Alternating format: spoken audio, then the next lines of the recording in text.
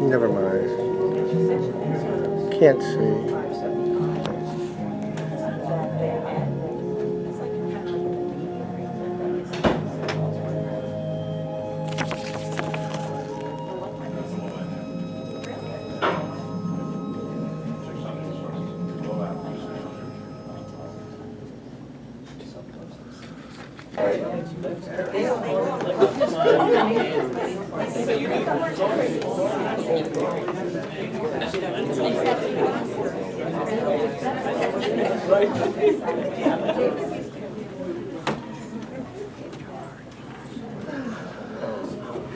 Howdy, everybody! Howdy! Howdy! Not that enthusiastic. Let's see if we can get it a little better. Howdy, everybody! Howdy! Duty! Much better, much better. See, an old person's in the audience who remembers it. All right, everybody. Welcome to First Avenue Playhouse and tonight's performance of Jenny's House of Joy. Jenny's House of Joy.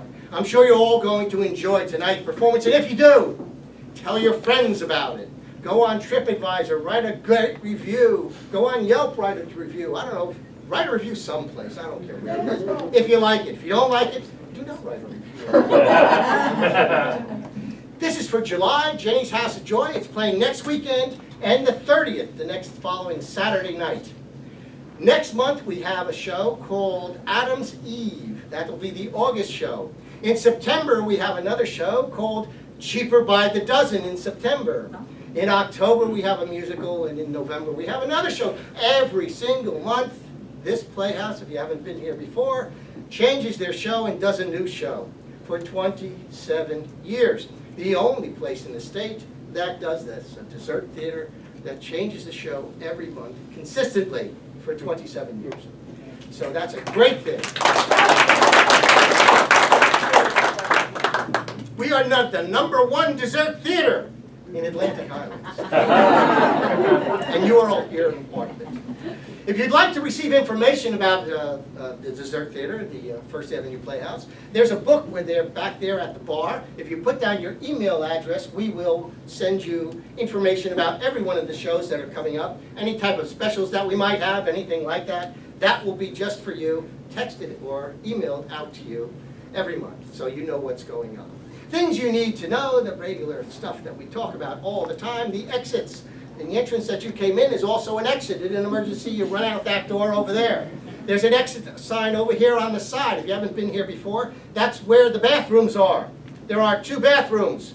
We, being way ahead of our times, we have 2 bathrooms which a woman or a male could go, male or a woman can go in.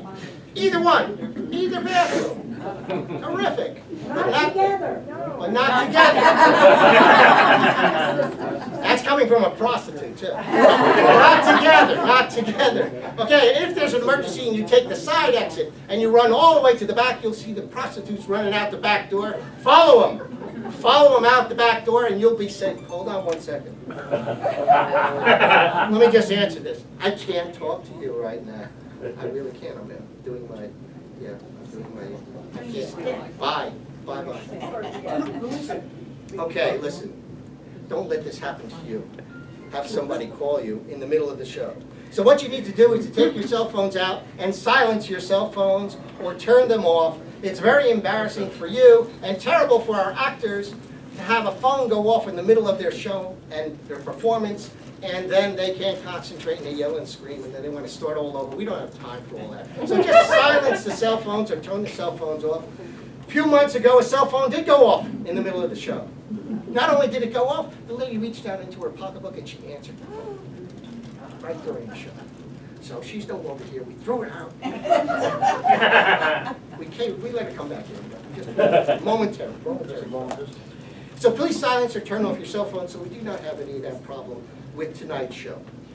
I think I covered everything. We're on Facebook, we're on TripAdvisor, we're on Instagram, we're on Twitter, wherever all this stuff is, we're there. We're there. Somebody's there handling all that information. I have one thing to tell you before we start the show, and that's a little joke. Jenny sent me this joke a couple weeks ago. Jenny did. She sent me this joke, and here's the joke. A lovely, beautiful, buxom blonde comes knocking on the door of a 92-year-old man. Nan opens the door and she says, "Super sex, what would you like?" And the 92-year-old man replies, "Exactly, soup, please." Think about it, it's a slow-moving joke. Said it right away. 92-year-old. You're not a 92-year-old woman, but I don't know. You're 92? Okay, soup for you. Here we go. Jenny's House of Joy.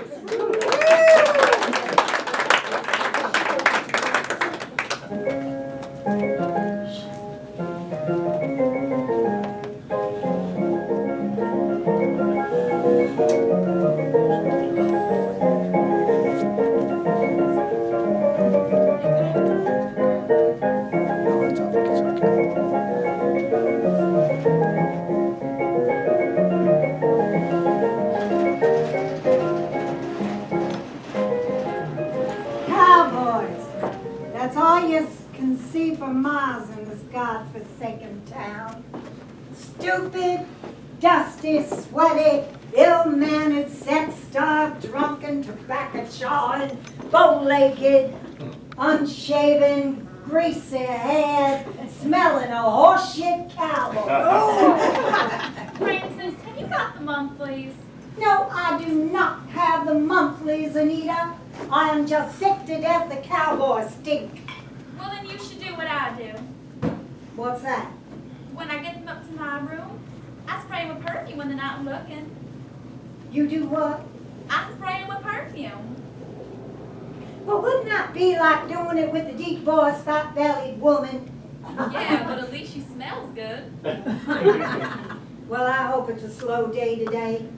You ever have those days where you just don't feel like giving it? Well, sure I do. Well, I'm having one of those days. I just don't want to be touched, you know? Well, just think of something else then. What?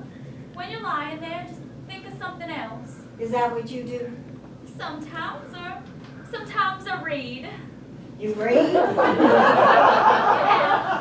While the man's up there doing his business, you're reading? Well, it depends on the man, of course. Some men don't care what you're doing so long as they're getting what they paid for. Or you get some do the whole thing with their eyes closed and they don't know what's going on underneath them anyway. Yeah, I've had a few of those. I had a man last week who prayed through the whole thing. He prayed. Yeah, it was like he was sinning and being saved all at once. He was calling on the Father, the Son, the Holy Ghost, the Virgin Mary. Well, I didn't know whether to drop my drawers or bow my head. Well, if you're looking to take your mind off things, you should try reading. What book you reading now? It's called Dead Souls. It was written by some Russian fella. Dead Souls, huh? You get that from Roland Keats? Uh-huh. Figured. Does Roland's wife know that he comes around to see you? I don't know whether she does or doesn't. And besides, Roland's to come around to lie with me. He just brings me books. He says he wants to give me his tutelage. Well, I've heard it called a lot of things. Never tutelage. I'm serious, Francis. Roland says I show promise intellectually, and he wants to give me his guidance. He says books can teach you about a world outside of Baxter Springs. Anita, honey, there ain't no world outside of Baxter Springs. Not for women like us, anyway.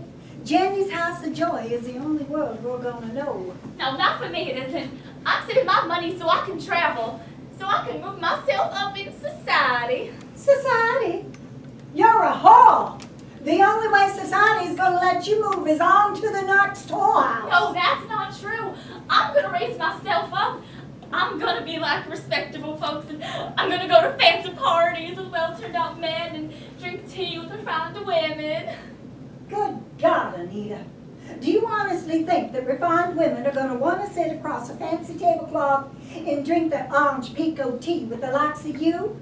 Why, they'll spot you for a whore as soon as you open your mouth. No, they won't. No, Roland's teaching me all about that, too. Well, about what? About talking properly. And how's he doing that? It's simple, really. It's a matter of not dropping the G's. What? Dropping what? Your G's. So, instead of saying doing, like you say. I say doing. And instead of saying reading, I say reading. Oh, yeah. Oh, I see. So instead of saying, that's very enlightening, I say, bullshit. It's true, Francis. Oh, Anita, you can dream all you want, but you ain't never gonna pose as respectable. I will too. No. You can read every book there is, and you can let Roland Keats give you his tutelage until it's worn down to a nub. But it ain't gonna change nothing. I'm just trying to improve myself. I don't see what's wrong with that. You're just gonna end up making a fool of yourself. That's what's wrong with that. Well, maybe I won't. Maybe I'll surprise you. Well, I might be sitting in some exclusive Philadelphia restaurant one day, sipping a cup of tea with my sophisticated lady friends, and you'll walk by, look in the window and see me sitting there, sitting right there, big as you please, and then what'll you say? I'll say, look, there's a hog drinking tea. Bitch! Yeah, that's right. And I don't try to pass myself off as anything but. Good morning, ladies. Oh, Jenny. How are we this morning? Well, I am feeling exceedingly charming. Thank you. Frances, have you been at the whiskey already? No, she's making fun of me. For some reason, she enjoys it. I know, pussycat. We all do. Mhm. Now, have either of you seen Prudence Ann this morning? Not yet. Why? Well, I knocked on her door a while ago, and there was no answer. Oh, she was drinking down here with Jeff Kenny when I went to bed last night. But that was about 2:30. Jeff Kenny? Yes, ma'am. They were drinking red wine, and lots of it. Did you see her, Frances? At 2:30? No, I was asleep. Well, she better not be too far. Vernon Quarles is going to be in half an hour, and he always asks for Prudence Ann. He likes her cushiony backside. I thought he liked her meaty thighs. No, cushiony backside. Vernon's a squeeze. All right, ladies, let's have a look house for last night now, shall we? Anita, what do you got for me? I've got. $3. Sorry, the little thing can't get it out. You had 3 customers last night? Yes, 2 cannibals and Winston Briggs. Winston Briggs, huh? Did he have the false teeth last night, or was his brother wearing them? His brother must have had them because of Winston was all gums. What about you, Frances? What do you got for me?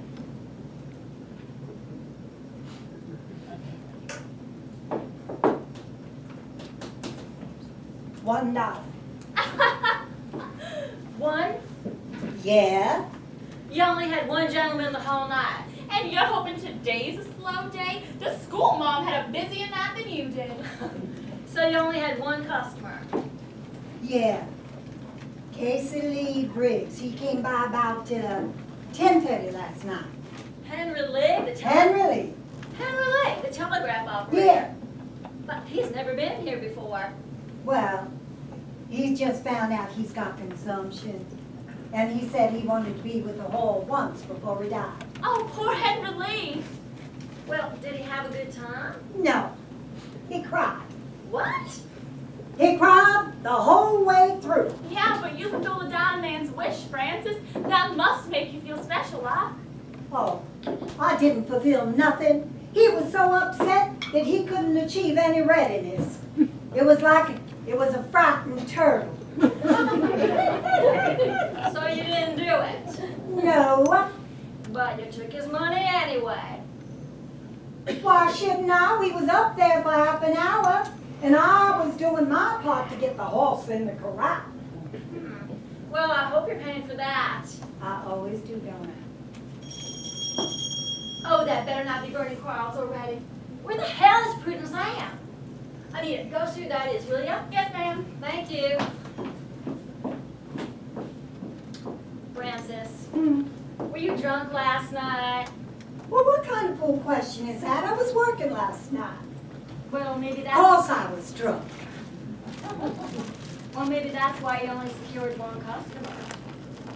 Well, do you think that the men are going to be offended with doing it with the drunken whore? You're giving the clientele too much credit, Jenny. And you're not giving them enough.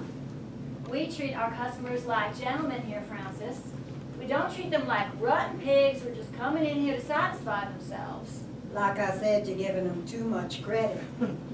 Now you listen to me, Francis. I am trying to run a business here. And when you run a business, you give the customers what they want. You smile, you tell them how handsome they are, and you act as if they're the only man you ever want to bed with.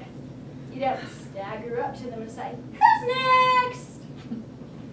Jenny, I found this envelope on the front stoop. It's got your name on it. And this girl here wants to work with you. This is Miss Jenny Starbuck, honey. She runs the place. What can I do for you, dear? Oh, well, if you're looking for a room, we don't rent out rooms here. The River House down the street's got nice rooms. Respectable, too. Probably better suited to a parasol-carrying woman like yourself. Oh, no, I'm not looking for a room. Well, what are you here for? You're not here for the services, are you? Because we don't do girl-to-girl here. Well, wait a minute. She does smell nice. No, I'm not looking for that either. Well, what are you here for? I'd like a job. A job? As what? As a whore? Francis, I don't care for that word. Yes, Yes, what? that's what I'd like a job as. As a whore? Miss You? Starbuck, please, I'm in need of employment. You see, I spent my last dollar getting here. Mm-hmm. I was supposed to meet a man named John Hobson. Rattlesnake. I beg your pardon. John Hobson, Rattlesnake John. John Hobson is the only name that I was given. Mm-hmm. I answered an ad in the St. Louis Daily Times. Mr. Hobson said he was looking for experienced actresses to appear here on stage in Baxter Springs. And all I had to do was send him $45 to cover his fees. Oh, and when you got here, Rattlesnake was nowhere to be found. Oh. He said he was going to meet me at the stage line, but I've been sleeping on a bench there for 3 days. Oh, honey. Rattlesnake's probably in Tulsa by now, spending that $45 on liquor and women. Oh, my. Yeah, he's been pulling that swindle for years. He finds unsuspecting women to send him money, and then he hightails it out of town for a month or two. And by the time he gets back, the women have moved on, and Mhm. old Rattlesnake is free and clear to do the whole thing all over again. You're an actress? No. I just said I was so I could get a job to get out of St. Louis. Well, why'd you want to get out of St. Louis so bad? Well, it's kind of a private matter. Oh, that's okay, girl. You can tell us. We've all got stories that don't bear repeating. Well, my husband is a doctor, a surgeon. He's a highly respected figure in St. Louis. The only problem is he has a really bad temper and he was beating me on a regular basis. Oh, my God. The last time he beat me, I thought I might die. I was sure that next time would have been my demise. You sound educated. Are you educated? Yes, I am. Me too. What's your name, dear? Oh, it's Natalie. Natalie Chanuse. Natalie what? Chanuse. It's French. My parents were French. Well, you don't sound French. No, I was born in St. Louis. And you don't got no relatives in St. Louis? No one you can go to? Well, my mother moved back to France when I was 10. She didn't like it here. And my father died last year, actually. Well, that's a mighty sad tale, Puddin' Pie, but I'm afraid I got all the ladies I need right now. Have you looked for work anywhere else? Everywhere.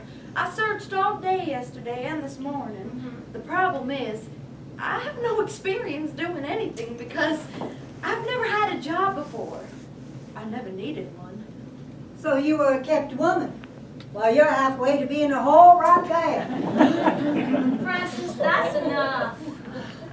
Natalie, I'm afraid the best I can do for you is feed you. Are you hungry? Very. All right, then.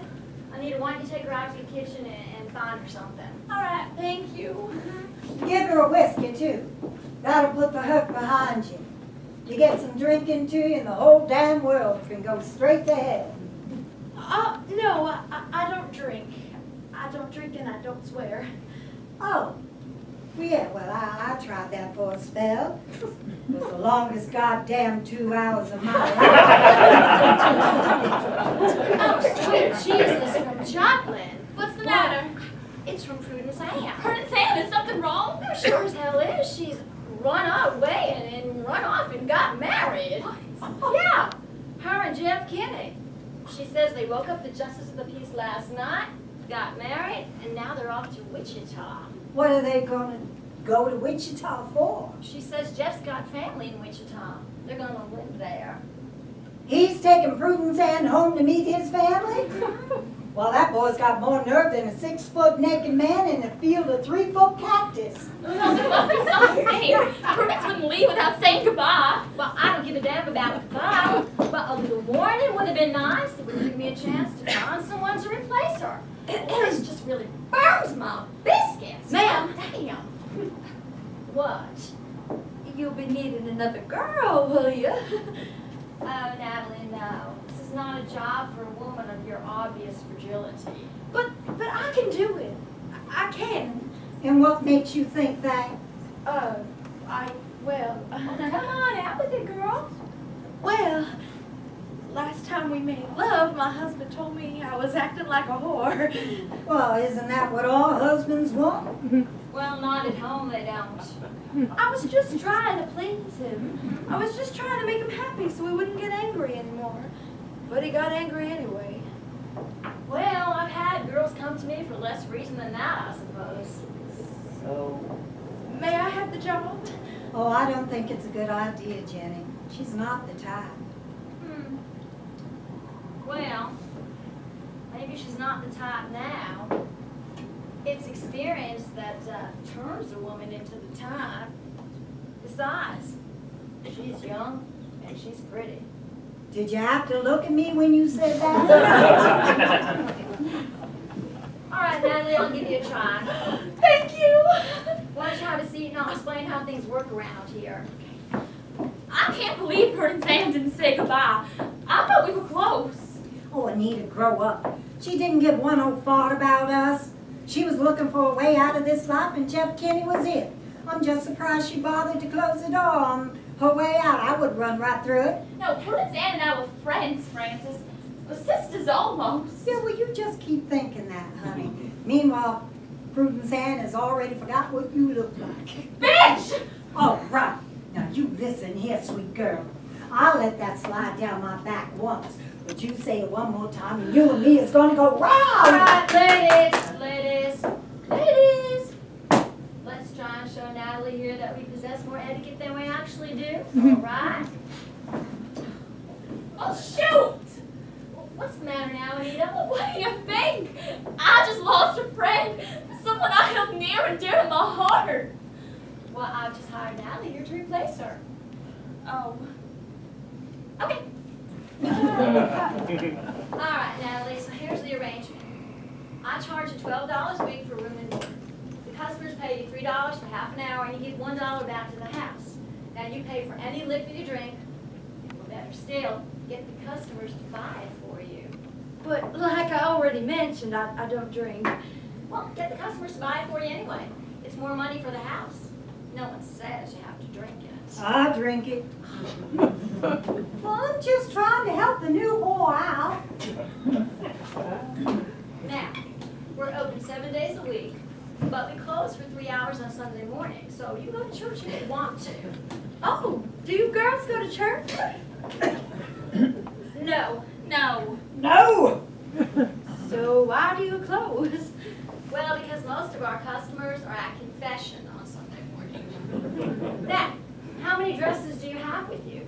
2. I'm afraid I didn't take a whole lot of time to pack. Well, that's all right. We can take you out and buy some more later on. Oh, I'll take a. Good. Anita will take you. Oh, we're gonna have so much fun, Natalie. Just 2 girls shopping for clothes. I love shopping for clothes. But I don't have any money. Ah, that's all right. I guess I'll buy it for you. I'll consider it investment. You got to spend money to make money sometimes. But what if she decides that this isn't the job for her? What if she runs screaming out into the night after her first customer? That's a good point. How long do you plan on staying here for, Natalie? Well, until I can get back on my feet again, I suppose. If you're planning to get on your feet, darling, you've come to the wrong place. All right, I'll make you a deal. Promise me you'll stay here for 2 months. Can you do that? 2 months? 2 months at least. All right. Yes, ma'am, 2 months. That way, I'll have made back the cost of those dresses, and then you can do whatever you want. But I'm not buying you those dresses until you've had at least one customer. Like Francis here says, we'd better find out if you can stomach it first. Anybody can put a wager on it? Oh, I'll bet you $1, Francis. I bet she can stomach it just fine. Is it really that bad? It is what that bad? Well, when you're making love to these men, do you hate it? Oh no, we don't hate it. It's a lot like milking a cow. The rewards are real plentiful if you don't mind a few minutes of tugging. And every now and then you get a man who's a real gentleman with you. Well, even some of the trail hands who look rough on the outside, some of them have a surprisingly gentle touch, and well, they can make you feel real good. But if anybody does get rough with you, you just cry out and I'll be up there with a shotgun before you can say Buffalo Bill. We had a fellow roughed up Prince Anne a few months ago, and I filled his backside so full of lead that he needed a blacksmith to reshape it. I still can't believe her and Zan ran off and got married. Have you ever been proposed to, Jenny? Oh, Anita, I get proposed to every day, and I accept every one. No, I mean a real honest-to-goodness marry me proposal. Well, yeah, once. I was working in Jefferson City, and this boy proposed to me. Real nice boy. Real handsome, too. Had blonde curls. I fancied him a lot. Well, why didn't you say yes? Well, I almost did, but he was from an upstanding family, and you know, being in this line of work and all, I just felt that I wasn't good enough for an upstanding fella. If you don't mind my asking, how did you ladies get into this business? Well, my daddy was a Nebraska dirt farmer, and he always wanted a son, and I didn't qualify, so we came to a mutual partner of the ways. I was 19 years old and flat busted, and I had to figure out a way to earn some money. My first opportunity came in North Platte. My first customer was a Pony Express rider named Johnny Fry. Well, needless to say, the mail was late that day. But I soon come to realize that I had the sense to run a business on my own, so I opened up this place here. What about you, Anita? I was bored. No job I had could ever hold my interest. Although I have since come to realize through an acquaintance of mine, Mr. Roland Keats, that my advanced intellect was causing my discontent. Tell them your story, Francis. Oh, my story ain't worth telling. Oh, the hell it is. Your story's the best one of all. Francis here was a singer, and a good one, too. Why, she even sang for President Ulysses S. Grant himself. Didn't you, Francis? But he wasn't the president yet. Where was this? Up in Illinois about 15 years ago. Well, he drank himself out of West Point and went home to lick his wounds. Then I was just passing through, singing my way west from Pennsylvania. And Ulysses and I, why, we struck up a friendship for a period of a few days. You hear that? She even calls him Ulysses. That's how close they were. You didn't screw the president, did you, Francis? No, I did not screw the president. I told you he wasn't the president then. Do you still sing? No, I do not. Frances lost her singing voice. To a rare medical condition. Too much whiskey. That's one. So, having spent most of her life entertaining gentlemen in establishments such as this one, Frances turned to a different form of entertainment. That's right. By letting cowboys climb all over me like a Morgan man. And having the trail just fly all over them. And having the sweat and the spit dripping off. Oh, God. What's the matter, Natalie? You look pale.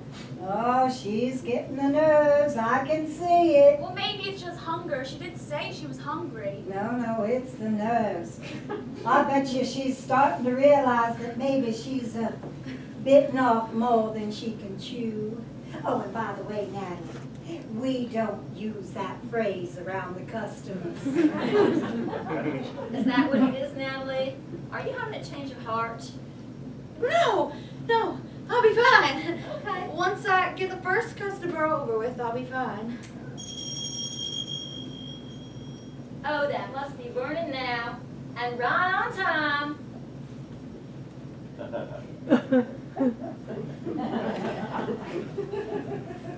What? Stand up. What? Stand up. Come on. Now turn around. Turn around.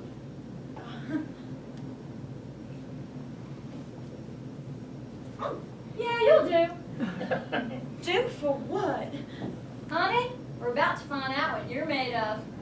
There's a man out in the foyer and he's here for some pleasuring. From me? From you? There's no time like the present. That's if you're sure you want to do this. Oh, she looks like she's gonna throw up. No, I'll be fine. I'll do it. All right. Well, I'll take you out there and introduce you, and then you take him upstairs, all right? All right. Well, good. Come with me. Come on. What do I say to him? Well, just be nice. That's all. Be friendly. And when do I get the money? You get the money before you put one foot on the stairs. That way the customer can't pull the poke and ride. The what? The poke and ride. The customer gets what he wants, and then he heads for the saddle. And what does he want? Well, I know what they want, but what if they want something unusual? Well, you only do what you're comfortable with, Natalie. That's right. Anita's right. You don't need to do anything that might be considered irregular. I'm not running a traveling circus here. And you don't have to kiss him square on the mouth if you don't want to. Remember, a square on the mouth kiss is something you save for someone you love. And if you're worried about the contrary smell of the man, just spray him with perfume when he's not looking. Perfume?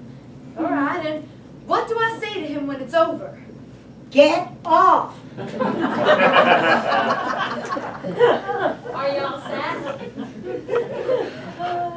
All set.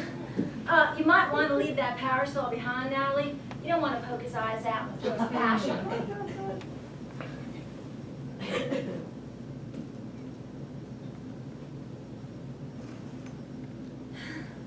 Come on now. Smile.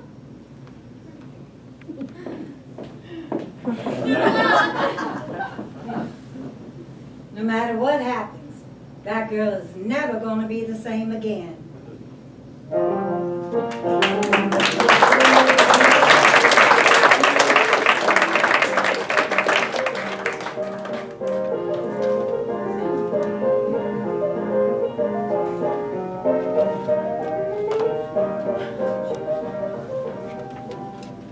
I never had me a parasol.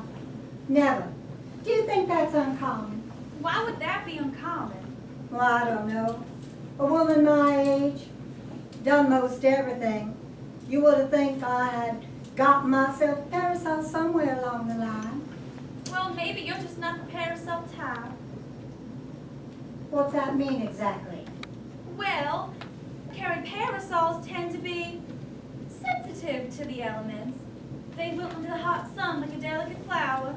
Oh, well, I can be delicate on occasion. Really? Hell yeah, I can be damn delicate. I ain't never seen that side of you. Well, you've only known me 3 years. No, I don't think a parasol is for sun protection at all. I think it's a class thing. I think that the upper class carries the parasols, and the rest of us look at them and say, now look, there goes a woman of breeding. She's got herself a parasol. I think they're just showing off. Francis, I think you got a bug in your bloomer about anyone who might be better than you. No, just women in men who think they are, like you. I never said I thought I was better than you. You're reading, ain't you? Right there in front of me, you're just throwing it in my face. Francis, how would my reading make you think? Oh, Francis, can't you read? Son, Well, how much is some? well, I can read a menu. I can read numbers. Well, I'll be. In all the time I've known you, I never knew you couldn't read. Well, you never knew I was delicate either. You just ain't paying attention. Oh, would you like me to teach you? What, to read? Yeah. No. I start reading and getting all full of myself, and the next thing you know, I'm thinking I'm high class, and then I gotta go buy a damn parasol. Anita, they're having a sale over at Iona Sawyer's dress shop, and I told you you'd be bringing Natalie over later. I expect you can find some fine dresses at a fair price. Oh, good, I love sales. Oh, and look at this. What's that? This commode paper here. Look at it. What about it? Well, it's got little holes in it, see? They're called perforations. So you can tear off one little piece at a time. Well, would you look at that? Well, why would you ever need just one little piece? Well, you don't have to use just one little piece, but if you need to, you can. Now, when would that ever come a time when I would need just one little piece? Well, I don't know, Francis. I'm just saying it's possible to use one little piece if you want to. Damn! So, where's Natalie? Jane, come down. Well, I just saw Vernon on his way out. Well, Jane, come down. Anita. Anita. You better go check on her. All right.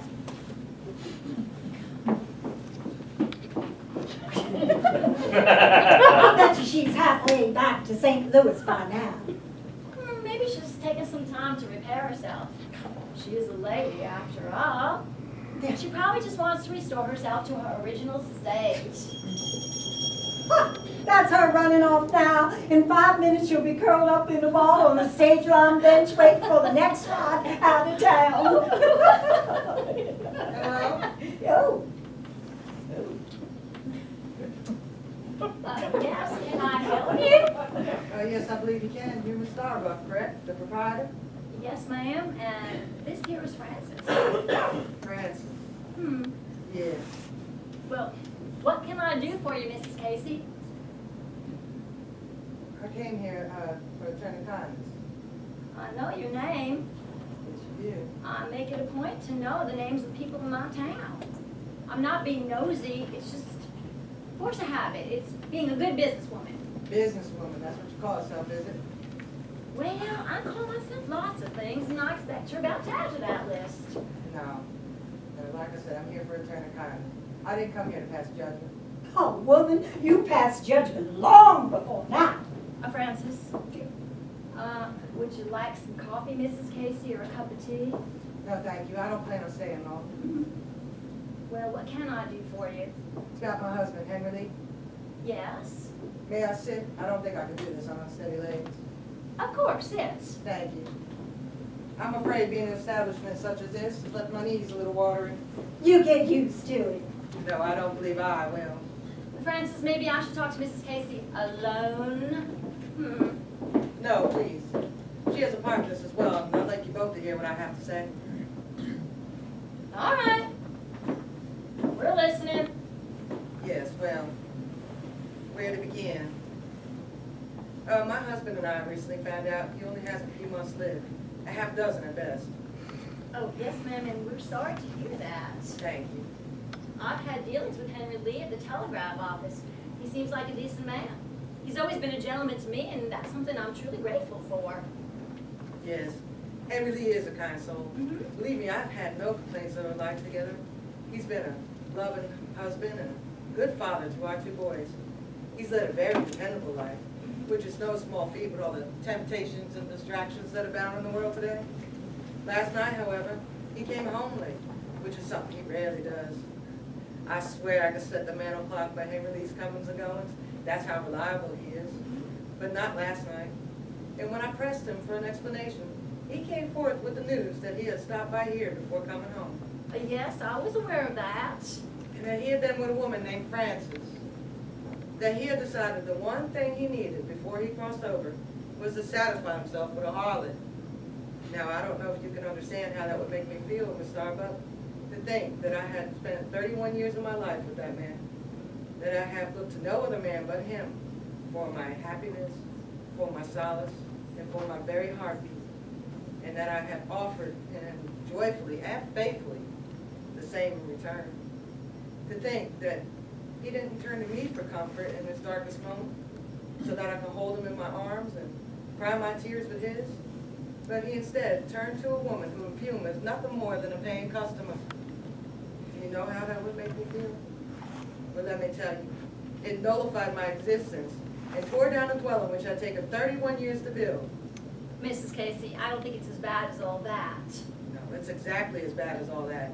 It is precisely as bad. Actually, it's not, because Henry Lee couldn't do nothing. He could not complete the endeavor. The fact remains that he came to you. Whether he completed the endeavor or not, he came to you with intentions. And the intentions bear the same weight as the deed itself.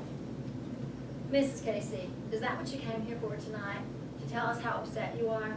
Because if every woman whose husband patronized this establishment came a-calling to voice their complaints, well, they'd be lined up all the way down to the river house. Now, I'm sorry if that seems insensitive on my part, but that's the God's honest truth. And if Henry Lee wants to come in to write a final chapter to his life's book before he writes the end, well then, I'm obliged to let him do just that. I came here for a turn of kindness, Miss Starbuck. To ask you as one woman to another. If Henry Lee comes back here, I would like you to turn him away. You see, I expect that once my husband's gone from this earth, I will spend the rest of my days alone. The memory of the man is all I would have, and I would like that memory to remain untainted. I would like my self-respect to remain untainted. At least give me that much. Mrs. Casey, if it comes down to a choice between a dying man's request and a wife's feelings of self-worth, well, I'm going to have to side with Henry Lee. I'm sorry. Well, I wouldn't expect you to know a great deal about self-worth, Miss Starbuck. But for some of us, it's a vital quest.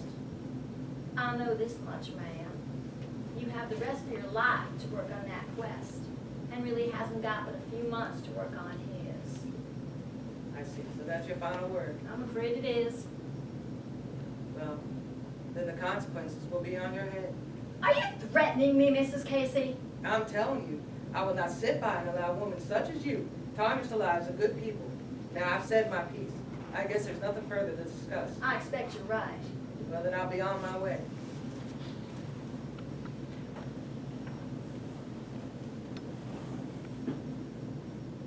I have to stop at the Mercantile for some yellow beans.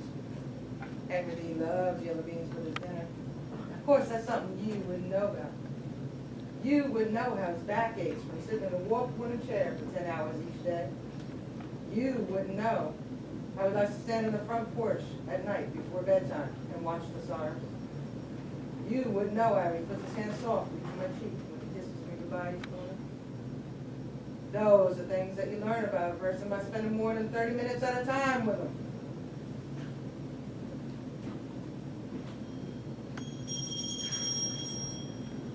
Oh, you're a harder case than I figured you for, boss. I'll respect the backbone it took for her to come here, all right? But I got no use for a woman who depends on her man to give her life's meaning. That's more horseshit than you can find out there on Main Street. Here she is.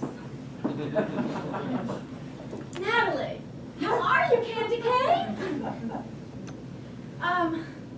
Fine. You look like you just seen a two-headed cat. How was it, Natalie? Tell us what happened. Well, when we got up there, he started to take his pants off, and as he was bending over, I decided to spray him with my perfume, just like you said to Anita. But he straightened up just as I sprayed him, and well, the perfume got in his eyes and blinded him. And that's when he stumbled back into the bedpost and he banged his knee up really bad. So for the next 5 minutes, he's rolling around on the floor with one hand rubbing his eye and the other one rubbing his knee. Good Lord. And then when he could finally see again, he asked me to take off my dress. Well, you've got to give him credit for determination. Mm-hmm. Well, I started to undress, and then he asked me where I was from, and I said St. Louis, and he asked me what St. Louis was like, and as I'm telling him, he puts his hands on my derriere. You mean your ass? Because our parents are French. What'd you do when you did that? Well, I started to tell him about St. Louis, about the parks and the restaurants, and as I'm telling him, he's back there feeling and squeezing. And then when he had enough of that, he laid me down on the bed. And then he started. Yes. And then what did you do? I just kept talking about St. Louis, about the breweries and the public gardens and how it was founded by 2 Frenchmen in 1764. Did you charge extra for the history lesson? Go on, Natalie. Well, and then it was all over in about 2 minutes. And you talked the whole time? Well, he kept asking me questions.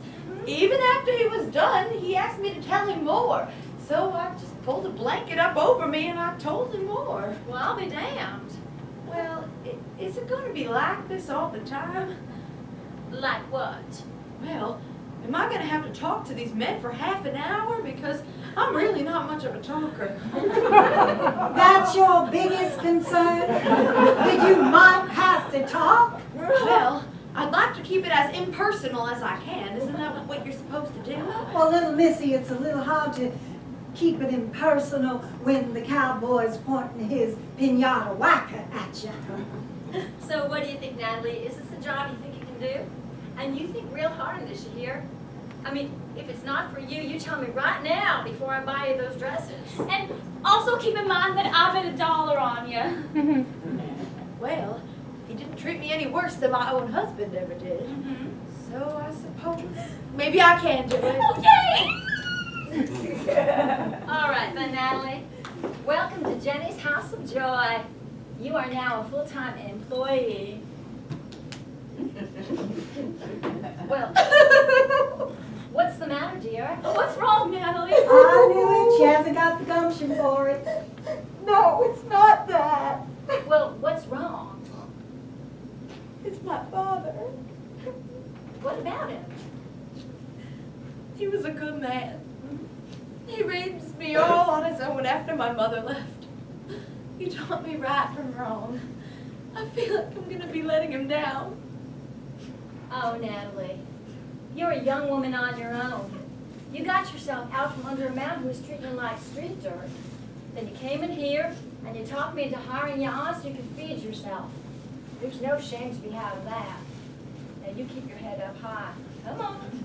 I don't want to see no more tears. Anita, why don't you get Natalie that meal now? There's a herd due in tomorrow and she's going to need her strength. The herd? A trail herd, honey. And that means cowboys, and that means business. Come on, Natalie. I'll get you some food and then we'll go shopping. You're going to be my new best friend.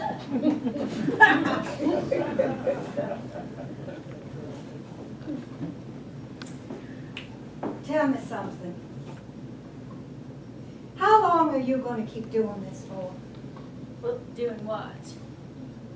Running this place. I mean, we all get older. We can't keep doing this forever. Well, I guess when I reach an age where my wrinkles outnumber my smooth parts, I'll retire from performing and just stick to being the owner. Well, I don't know what I'm going to do when my wrinkles outnumber my smooth spots. Well, I don't know either, Francis. But if I was you, I'd start thinking about it sooner rather than later. You're thinking of cutting me loose. Well, yeah, one day I will, but that day's a fair piece off yet.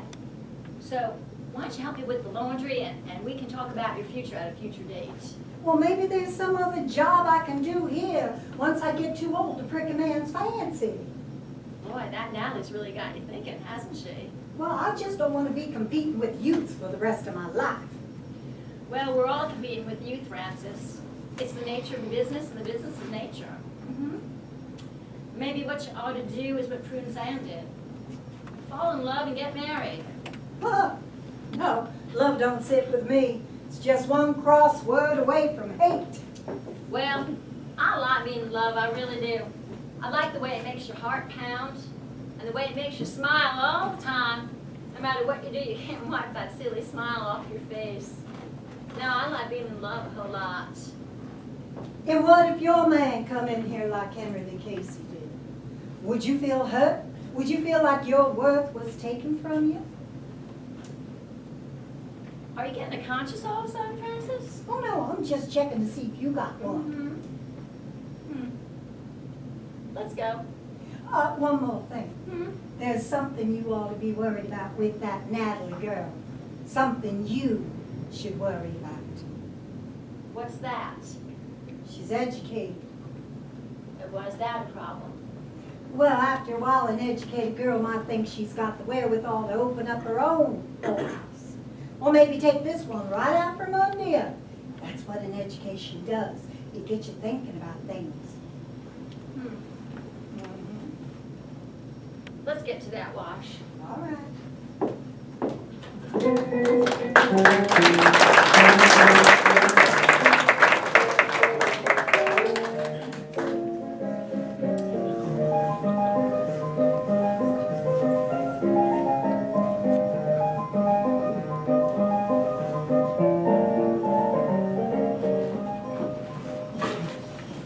We're back! Jenny, Francis!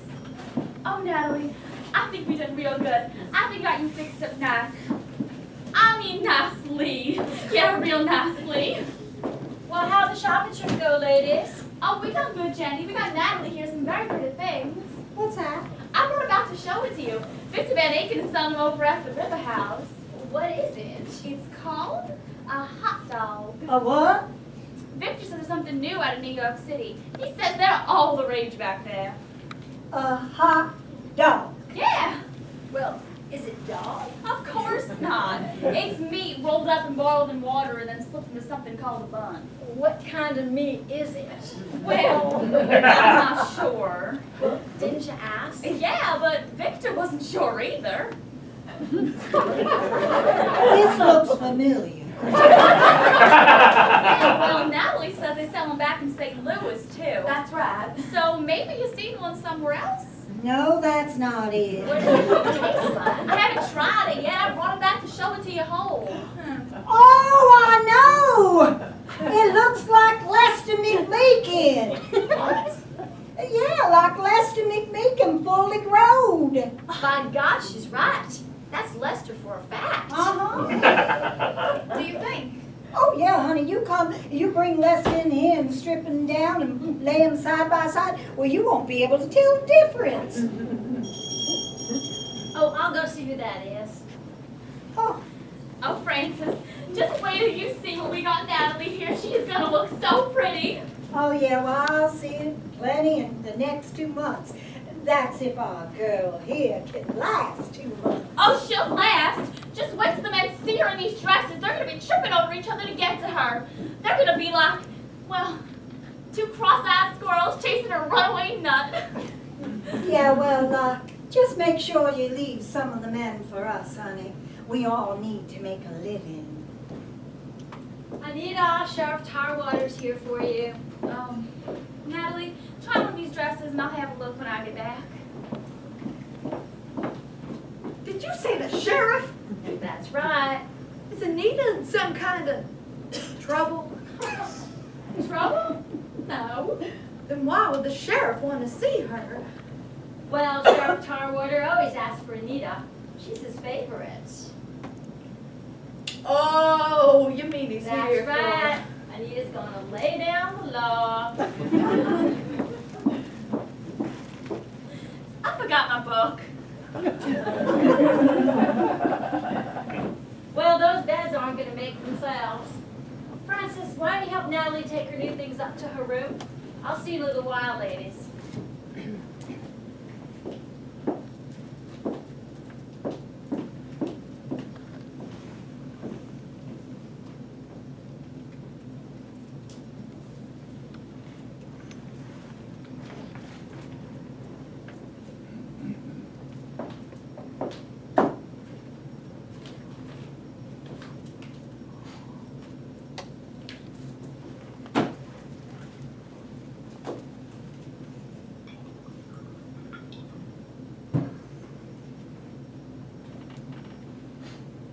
Well, I guess that's what I'll do then. I'll just get these things put away.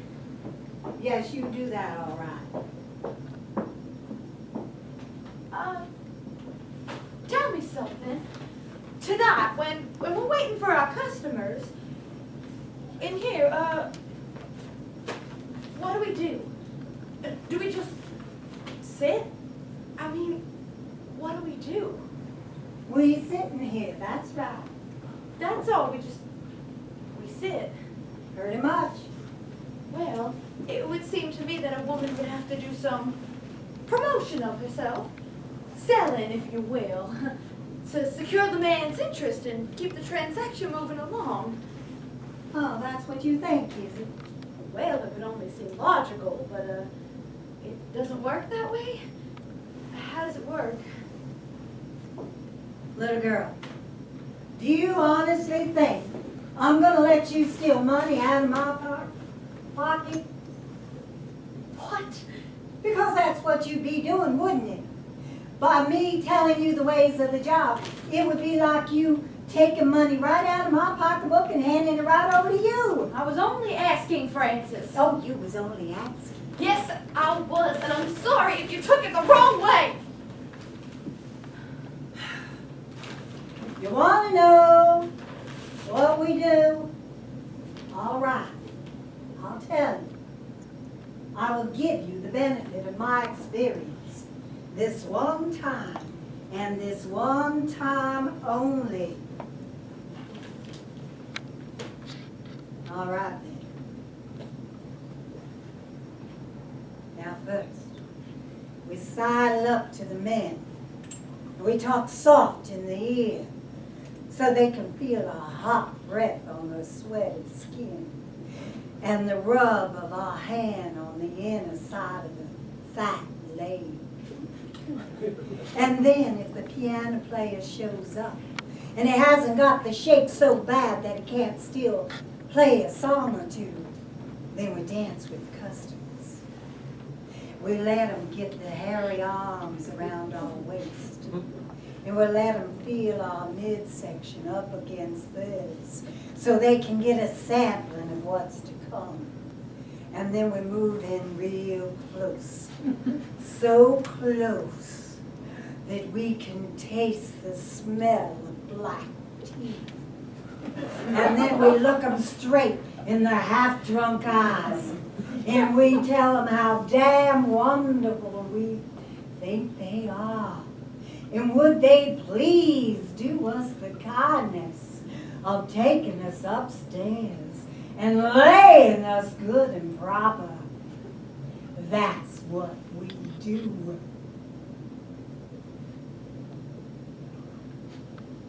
That help you at all, Natalie, huh? You're trying to scare me off.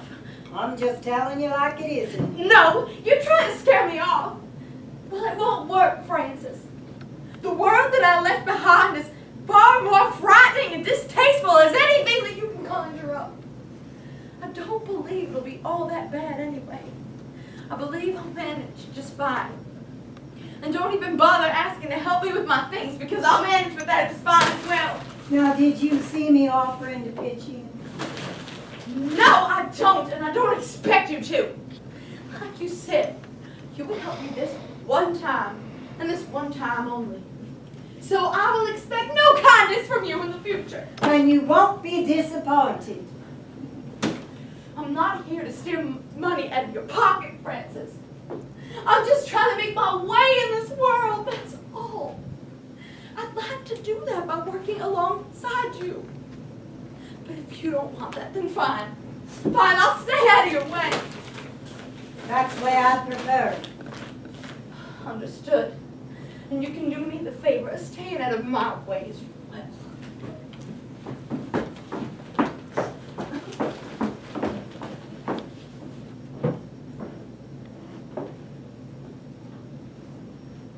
Education and a spine. I don't think I like that one bit.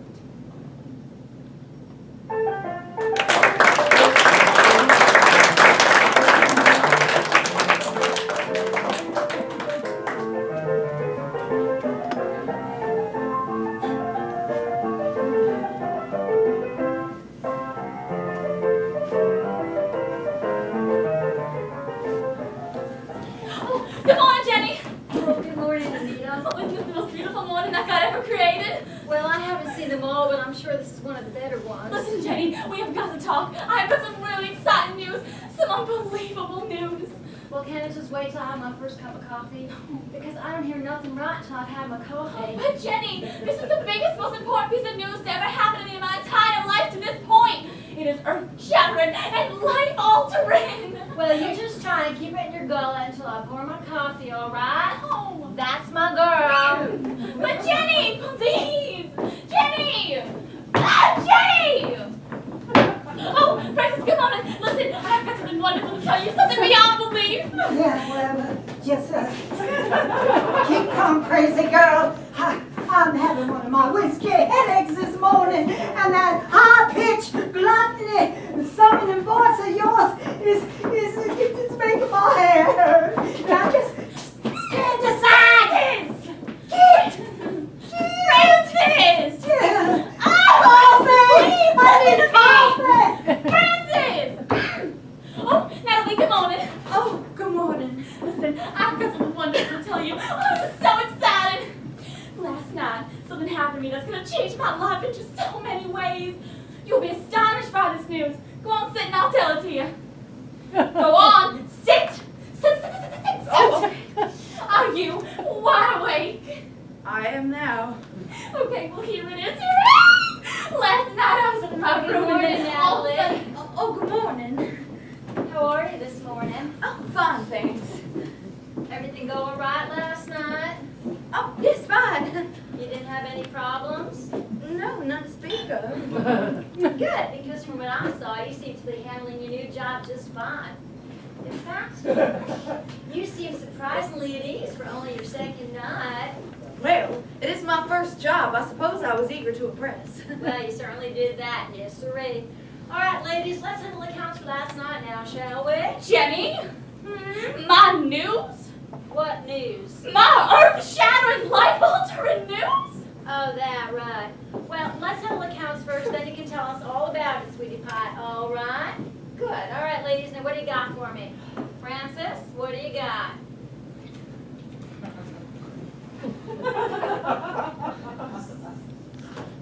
$3. $3. Pretty good. Thank you, Francis. Anita, what do you got? $3. $3. Excellent. Natalie? $8? What? $8? Yes. No, dear, you're only supposed to give me $1 for each customer, not 2. But I am giving you $1 per customer. You had 8 customers last night. Yes. And you were able to walk downstairs this morning under your own power? What's wrong? Well, nothing. You ate. Oh, damn. Yes. I'm sorry. Is there a limit? Little lady, nobody does 8 in one night. Uh-huh. 3 maybe. 4 possibly. 5 if you put your shoulder to the wheel. But never 8. You are either lying or you are the new whore queen of the West. And I don't see no tear up there. I'm not lying. Why would I give back $8 if I didn't even make that much? Well, I'll believe you, Natalie, but do me a favor, will you? Taper it down a bit. You've got to pace yourself. Uh-huh. All right. Good girl. I do have a couple of thoughts, though, if you don't mind my offering them to you, What kind of thoughts? on how to improve business. Well, I don't know how you can improve on 8 gents in one night. Go ahead and try. What's on your mind? Well, I was thinking maybe we could offer our customers the first drink for free. Free? Well, yes, that way you'll get more men in the door, and you will make up the lost revenue on the free drinks by having the men drinking subsequent drinks. Second drinks. I know what subsequent means. I was just thinking on the idea. Free drinks, that just don't make no sense to me. Well, I know, Francis, it's not half bad. It's not half bad at all. Go on, Natalie. Okay, so I was Roland thinking keeps taking me to San Antonio. What? I'm going to San Antonio with Roland Keats. That's my news. That's what I've been trying to tell everyone, but everyone's been too damn busy to listen to me. What the devil are you talking about, Anita? Well, last night Roland Keats stopped by and he invited me to go to San Antonio with him. He's going there on a cattle buying trip and he thinks it's a good chance for us to spend some concentrated time together. You know, so we can continue his tutelage of me. And I'd only be gone for a month if you'd give me the time off. Will Mrs. Keats be going along on this trip with you? No, she won't be. Roland says she doesn't travel well. San Antonio? Yeah. Well, I don't know, Anita. I mean, the three of us here for a whole month, I don't think we can handle it. we can handle it. What? I'm sorry, I didn't mean to speak out of turn, but I think this would be good for Anita. And as much as I would miss her, well, if it's gonna make her happy, then I'd be more than welcome to help cover for her while she's gone. Oh, thanks, Natalie. I miss you too. I miss all three of you. So can I go, Jenny? Well, what about you, Francis? Would you be willing to help cover for Anita like Natalie here? You're just going to get your heart broken, girl. No, this is going to be the most wonderful experience of my whole life. Well, Francis? Oh, don't make no difference to me. Let her go. Oh, thank you, Francis. Don't be hugging me, girl. Let me go. Well, there ain't no need for celebrating yet. I haven't said yes. Are you going to say no? Well, I don't know, Anita. What worries me about this is that you're so damn trusting. I mean, you don't see the bad in anybody, and that can get you hurt out there. But if it's something you really want, Oh, I want it more than anything. all right, then go. Oh, thanks, Jenny. Thanks to all three of you. Oh, you're the best friends a girl could have. Well, I better go upstairs and decide what I'm going to be taking with me. Come help me, Natalie. Do you want to? Oh, I'd love to. Oh, good. Now, I think I need 2 dresses suitable for society parties and maybe a nice sun hat. I don't trust that girl. Which girl? The new one, Natalie. I mean, speaking up and having ideas like that. Well, what's the matter, Francis? You don't like her ideas? Well, she's only been here 2 days. She shouldn't have ideas already. Well, how long should it take? Because you've been here for 4 years and you haven't had one yet. And you keep talking smart like that, and I just might never have any. Now, the point I'm trying to make is, I think she's got a plan. Oh, what kind of plan? A plan to get her feet planted more firmly in here. That's why she spoke up about covering for Anita. With Anita gone, she'll feel the slide more secure. And she'll be the number 3 girl instead of the number 4. Well, what makes you think she won't be the number 2 girl? That ain't funny, Jen. You mark my words. That girl's setting her cap for something.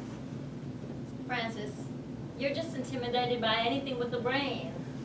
Hey, having a brain is one thing, but having it all wrapped up in a nice shiny parcel like she's got is something entirely different. Jenny, I have a quick question. Since we're going to be covering for Anita, can we expect a slight increase in our share of the customer's payout? Well, you know, because of the extra workload and all. I would think 2 1/4 instead of the usual $2 might be a suitable compromise. One that we could all live with. Just a thought. Natalie, if I find that you girls are being overtaxed as far as your job requirements are concerned, I will surely make it worth your while. If not, then the arrangement will remain as it is. Well, that sounds entirely fair. The perfect solution to the quandary. I suppose that's why you're the boss and I'm Not. right. Not yet, anyway.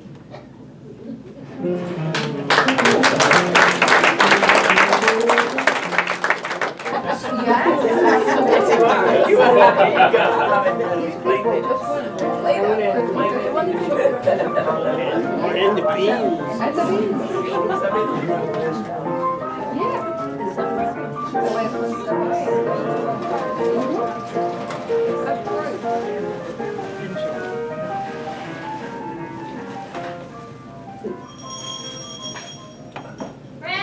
Natalie, where the hell is everyone? Francis! Morning, boss. Where you been? I was just finishing up breakfast. Well, there was no one out here to greet the customers. There are no customers. But what if there was one? Well, then I'd have heard the bell and I would have rushed right out and leapt on them naked. Well, when I walked in, the bell rang, and you did rush out and be naked. What are you saying? You want to see me naked? I'm just saying there needs to be someone out here at all times to greet the customers. Damn, I hate being short-staffed like this. I wish Anita would hurry up and return. It's been 5 weeks already. She said she'd be back in 1 month. And where's Natalie? She went out about a half hour ago. Out where? I don't know. She does not keep me apprised of her comings and her goings. And where were you? At the telegraph office. What for? I was sending a telegram. What does a person usually do in the telegraph office? All right. Lordy, who put the bar up your corset this morning? Well, my daddy's sick back in Nebraska, and they want to know what I want to do about it. Who wants to know? Some lawyer who's handling his estate. Estate? Your daddy's got an estate? Well, I thought he was a dirt farmer. He is. Oh, they must pay a lot for dirt back in Nebraska. Francis, dirt farmers don't grow dirt. A dirt farmer is someone who farms the land by himself. An estate doesn't mean he's rich. It's just what they call what a person owns. It could be nothing. Well, what does it grow? Corn, mainly. And so, what did you tell this lawyer to do? I told him to telegraph me when the old man drops dead, and then I'll decide. That's my cola, you Jenny. Francis, I haven't seen my father in 18 years. We weren't terribly close. Well, what about your mama? She run off too? Well, my mama died when I was 12 years old. She's buried in the edge of that cornfield there. My daddy said she worked by his side for so many years that she ought to be buried where she felt most at home. That's a man for you. Well, actually, that was the last thoughtful thing he ever did. It was also the last time I ever cried.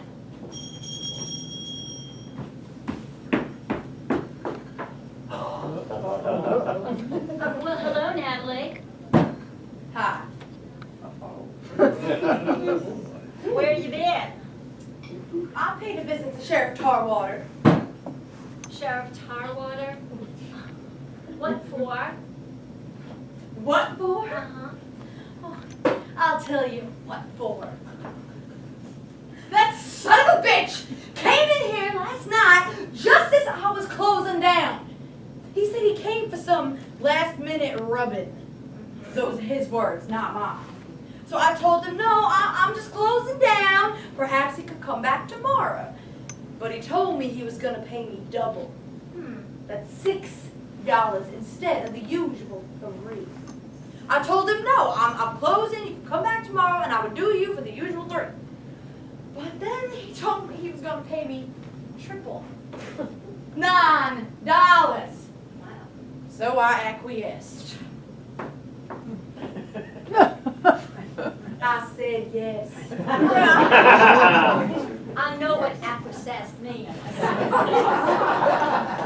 So we went upstairs and he got his rubbing, and I told him to put the money on my dresser before he left.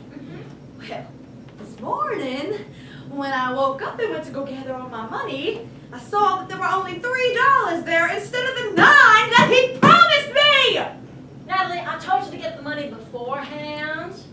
I know, but it was late and I was tired. I just wanted to get it over with and get him out. So this morning, I went down to his office to collect my $6. You went to the jail to collect foreign money? That's right. And I saw the sheriff there. He he was asleep in one of the jail cells. And the cell door was wide open. So I just closed it and locked it shut. Then I went out front to the horse trough and I gathered up a big bucket of water so I could throw it on him through the bars to wake him up. Did he wake him up? Shit, yeah, I woke him up. He was madder than well, I can't think of the appropriate metaphor right now, but he was mad. And I asked him for my $6. He said he wasn't gonna pay it. He said $3 was the usual going rate, so that should be all he should have to pay. So I said to him, you fat bastard! You will pay me what you damn well promised that you would pay me, or you will rot in this damp, dark, mangy, poorly decorated cell. I mean, have you seen those cells? Yes. So then he told me that he was going to put me under arrest. I said, what for? For throwing a bucket of water on a dishonest, modestly endowed poor excuse of a lawman? And I told him that if he didn't pay me, I would make it very widely known just how modestly endowed he really is. What did he do when you did that? He paid me. Yep, that'll do it. Natalie, you shouldn't have gone there by yourself. You should have come to me first. You weren't here. Well, then you should have gone to Frances for help. She's more experienced than you. No, I don't think that would have been such a good idea. Besides, it was my mess. I thought I should put it right myself. Well, it sounds like you did just that. Damn right I did! I will not be pushed around by any man ever again. Well, I expect you won't. All right, well, now that you've collected all your due payments, maybe we ought to figure out the accounts from last night, all right? Oh, that might be a customer. We'll do it later. We'll figure out our accounts later on. Come on, ladies. The toast to San Antonio has returned. Anita! Hi. Welcome home, darling. Oh, thanks. Remember me? Oh, hi, Natalie. Hi! And do I get a hug from you, Frances? Oh, you know I don't give hugs for free, but it surely is good to see you again. It surely is. Oh, thanks. Little girl, I thought you was never coming back. It's been 5 weeks, you know? I know, and I'm sorry. I was at the mercy of Roland's business deals, and it just took a little longer than expected. Well, tell us all about it. You must have some good stories, do you? Oh, I've got some wonderful stories. It was everything I thought it would be, everything. Roland took me to a fancy dress Cadman's ball the first night we were there, and I swear, I only had about an hour to wash the trail dust off me, but I put myself together somehow, and off we went. And I must say, I believe I impressed them with my demeanor and sense of propriety. At least, that's what Roland said afterwards. Oh, and we danced. Oh, I could hardly catch my breath the whole time I was there. I was dancing every fine gentleman in the entire room. Oh, and we drank fancy punch out of crystal punch glasses. And we toasted like we had something to celebrate when we really didn't. Except maybe the fact that we was sided folks and everybody else was just common folks. Oh, and we stayed at the San Antonio Golden Palace Hotel. Separate rooms, of course. Roland was every bit the gentleman the whole time we were there. Oh, it was quite the experience indeed. Well, you were there for more than one night. I'm sure you have some other stories. Oh, I do for a fact, but if I told them to you all right now, it would wear us all right out. I'll tell it to you later, I promise. Well, we're glad you had a good time, Sugar Pie. We were worried about you. Oh, you had no need to do that. I was fine, just fine. What about you? Were on here while I was gone? Well, let's see now. Oh, Winston Briggs and his brother finally bought a second set of false teeth. Oh, that's good news. Well, not really. They still have to share with their sister. Well, I see Madam St. John is back. What? Yeah, I just saw him going into the river house. John Hobson, Yes. the man that ran off with my $45 and left me to sleep on a bench. Yeah, that's him. Son of a bitch! Now, don't you go do anything foolish now.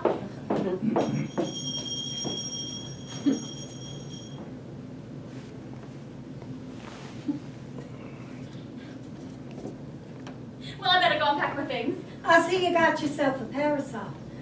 Yeah, Roland bought it for me. All the fine ladies in San Antonio have one. Well, I'll see you in a while, princess. So what else happened? What? I said, what else happened? Like I said, plenty. But if I told it to you all right now, we'd both fade away from exhaustion. Anita, I know you better than that. You got something to say, you'll talk until your tongue's dragging on the floor. Now what happened? Nothing much. Anita. Francis. Mm.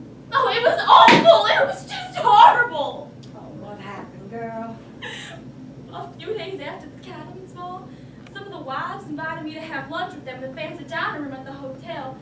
So I got all dressed up in my best finery and down I went. And I even took the parasol that Roland bought for me because, well, I thought that would impress them.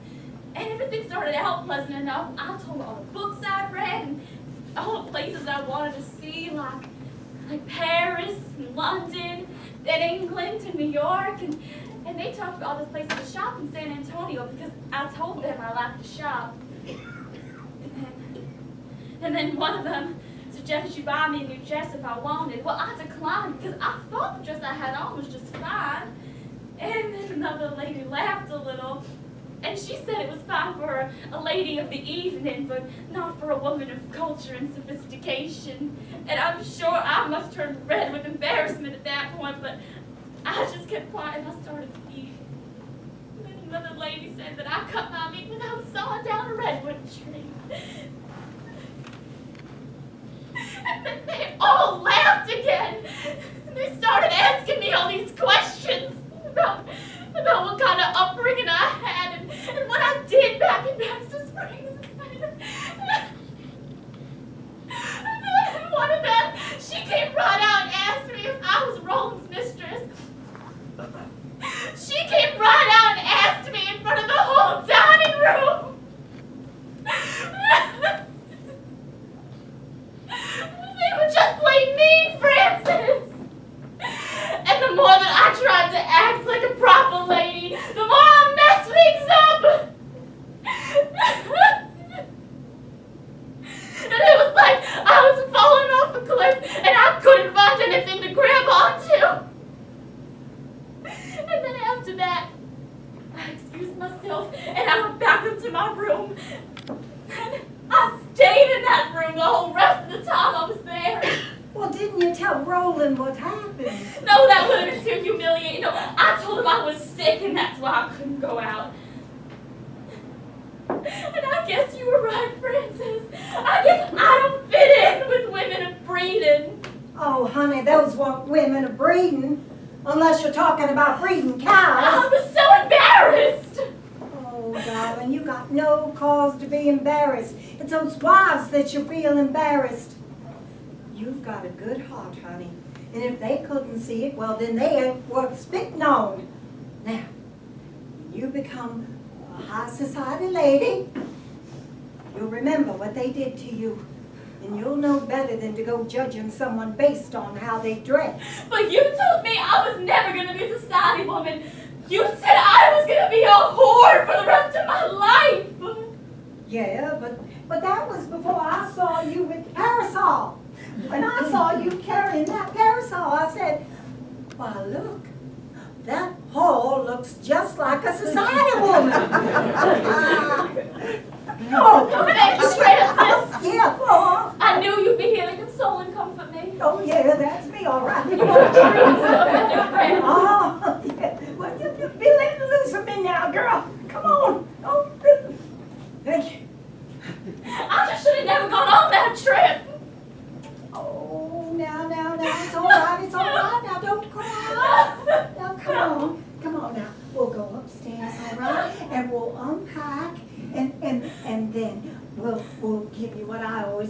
when I'm feeling out of sorts. So I don't want any whiskey. I'm in a hot bath. All right.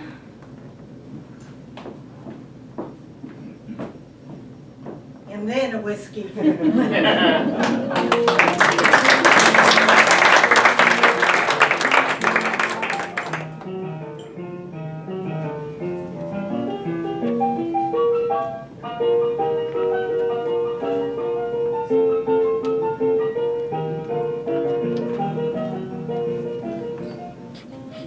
Good night, boys. Good night. You go straight home now, you hear? Oh, those Peterson twins are a handful, I swear. I like that Jesse, though. He's a nice boy. Very polite. He even turned his back while I got undressed. Jesse? You didn't have Jesse. You had Matthew. No, I had Jesse. Are you sure? I think so. Jesse's the one with the lazy eye, right? No, that's Matthew. Jesse has 11 toes. He does? Mm-hmm. I thought that Matthew was the one with the 11 toes. No, lazy eye. Oh, would you like a drink before we call it a night? I'm treating. Oh, sure, that sounds nice. Is whiskey all right? Oh, fine, thank you. Good. Natalie, I'm real pleased with the job you've done since you've been here. I just thought you should know that. Well, thank you, Jenny. Thank you for taking me in the way you did. I mean, I don't know where I would be if it weren't for you. Well, I don't know how much thanks you owe me considering the occupation I got you into. I mean, a goodly portion of the women in this job end up dead of disease or of whiskey or of their own hand or someone else's. Those that do stay in and get through on the other end, well, they're the lucky ones. I've been in this business now for 13 years, and sometimes I feel like I'm pushing my luck.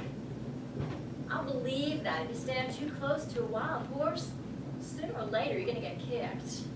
Well, regardless of how it turns out for me, I still think I owe you a debt of my gratitude. But does that mean you plan on staying here? Or don't you know yet? Because tomorrow will be your 2-month anniversary. And as you recall, I asked you to stay for a minimum of 2 months, and then you could do whatever you wanted to. I recall that, yes. Now, ordinarily I wouldn't press you for an answer so soon, but I got a letter the other day from Prudence Ann. She's the girl you replaced, the one who run off and married Jeff Kennedy. Yes, I remember, yeah. Well, Prudence Ann wants to come back. It seems Jeff's family hasn't warmed up to her the way she would have hoped. Except for Jeff's brother, who's warmed up to her on several occasions. Now, I would really rather that you stay on, Natalie, and I'll just tell her that the position remains filled. But I don't know how you feel. I mean, do you see yourself doing this for very much longer? Well, as a matter of fact, I do. Well, good. You do. Yes, Well, that answers my question. but maybe not here. Well, what do you mean? Are you going back to St. Louis? Oh, no, I'll be staying in Baxter Springs, all right. Well, I don't understand. Jenny, Victor Van Aken has asked me to go work for him. Victor Van Aken. He owns the River House. I know.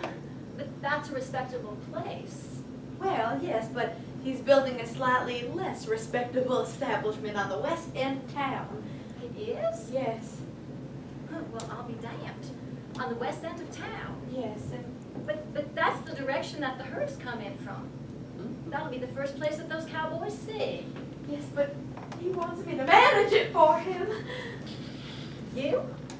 Yes, isn't that exciting? But you've only been doing this for 2 months. What do you know about operating a whorehouse? Actually, Jenny, I don't like that word. You what? No, I prefer the term gentleman's club. Gentlemen's Club. Yes, that's what we're going to call the establishment. The Gentleman's Club of Baxter Springs. Well, I'll be damned. On the west side of town. And I know, I explained that to Victor. You explained? Yes. How long have you known about this? 3 weeks. Victor told me about it over lunch one day. Over lunch? Are you romantically entwined with Victor? Oh, no. No. I have no interest in romance with anyone right now. That's why I feel I'm perfect for this life, don't you think? Perfect. Well, it seems that I have no, well, feelings, for lack of a better term. I suppose maybe my husband has beaten all the feelings out of me. And that dearth of sentiment makes me better suited for a number of things. The giving of my body, for one, and clear-headed business decisions for another. And that's why you think you're perfect for this job. Yes. Just like you. Me? Yes, I see how you operate, Jenny, and how you handle people. And you're about as heartless as they come. Heartless? As a January morning. Oh, I couldn't have learned from anybody better. Everything that I am, I owe to you. And now you want to be my competition. Ironic, isn't it? It's funny how life can sometimes pinch a person right on the nipple. And though it pains me to leave here and start a rival business, which could very well drive you into the deep, dark pit of bankruptcy, well, all's fair in love and war, right? So, what do you say? Do I have your blessing? My what? My blessing? Well, yes, as I embark on this new and exciting stage of my life, I would only think that the mentor would be happy for the pupil. All right now. And give me a moment's contemplation here, Natalie. Because one of us is out of her son of a bitch mind here, and I need to figure out exactly which one of us that is. But it's you. And you want to know why it's you? Because you come in here and ask me for my blessing as you walk on down the road and try to put me out of business. Is that what you said? No, I don't see it that way. I see it as if the baby bird is leaving the nest. She's spreading her wings. Spreading her wings? Yes. My God. You are an endless source of amusement, Dumpling. My sides are about to split wide open. They surely are. But to tell you the truth, I've had just about all the merriment I can stand for one night. So I'll be taking my drink now and heading upstairs, if that's all right with you. Mm-hmm. Yeah, I'll be taking my drink and I'll go up to my room and I'll sit and I'll drink and I'll laugh about this and hope that when I awake tomorrow morning, that this most unusual conversation and your most curious contribution to it will have been the result of severe dizziness caused by you staring too long into Matthew Peterson's lazy eye. For that, my dear, would be the only reasonable explanation for it.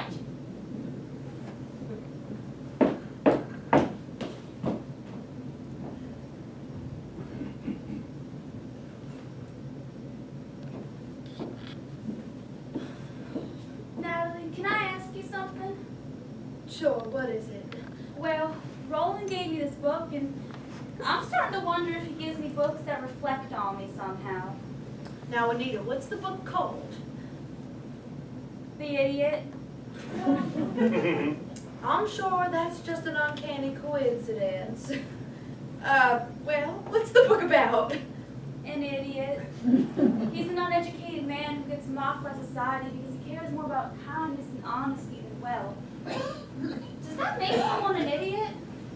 Well, I'm afraid in some circles it might. I swear the world seems like it's flipped upside down in me sometimes. Anita, let me ask you something now. Sure, what is it? If somebody came up to you right now and asked you to sign on with the new Gentlemen's Club, what would you say to them? I'd say, what's a gentleman's club? It's an establishment like this. Oh, do you mean to go work for somebody else? Is that what you mean? Yes.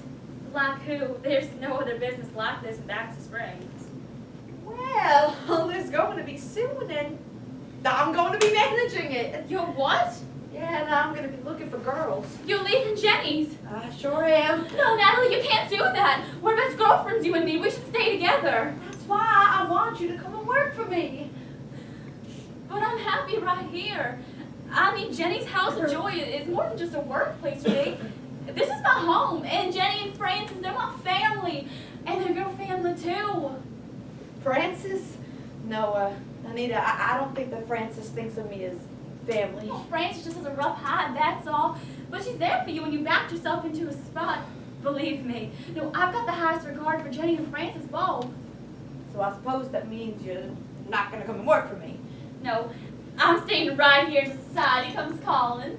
Society? That's right. After the way that they treated you in San Antonio? I thought you gave up that foolish notion. No, that was just a minor setback for me. And it's not a foolish notion. Anita, I was one of those high society women that you fancy so much. And trust me when I tell you, they are not going to be calling you anytime soon. Yes, they will. Roland says they will. Roland. Oh, he's just stringing you along to get you into bed. That's all he's trying to do. That's why he's saying those things.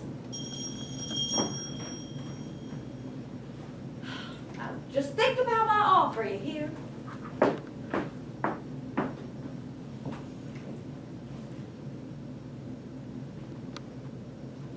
Anita, Henry Lee Casey is here. He's asking for Frances.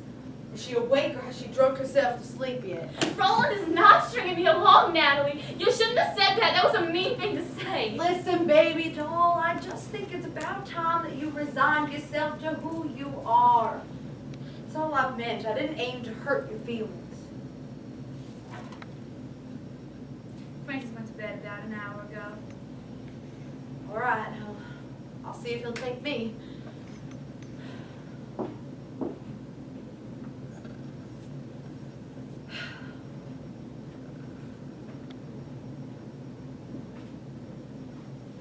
You need to look out for yourself, sweet pea. I'm telling you, this new business is going to take a lot of work away from Jenny. And that's going to hurt you, too. I would hate to see that. Besides, I don't want to go work someplace without my best girlfriend beside me. We'll thumb our noses at those high society women by making love to their husbands and sons. That'll show them.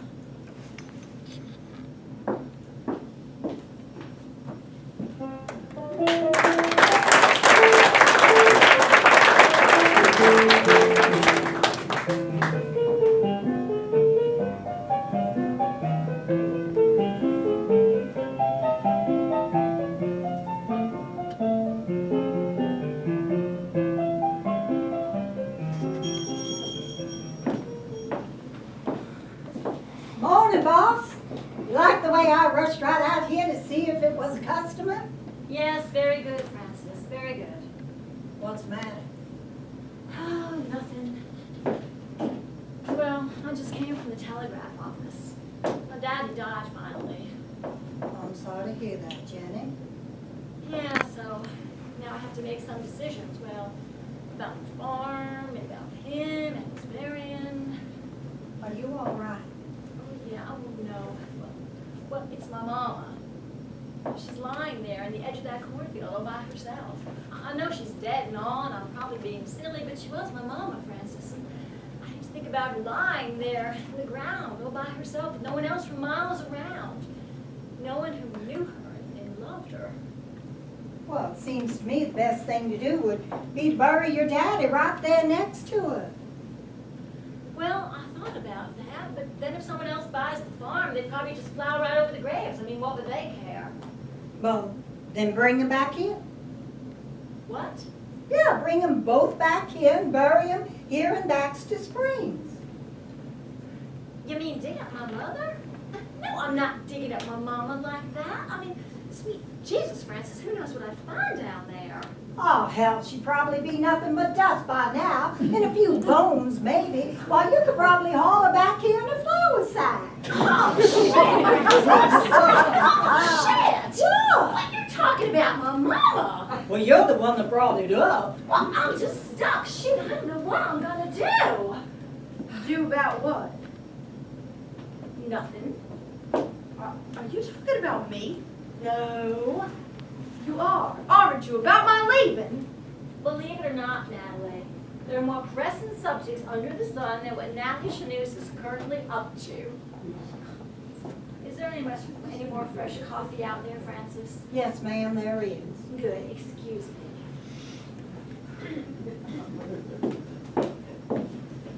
So you're leaving? What? You mentioned something about leaving. Oh, yes, Victor Van Aiken has asked me to go manage a new gentleman's club for him. Oh, you're gonna be managing a whorehouse. A gentleman's club, yes.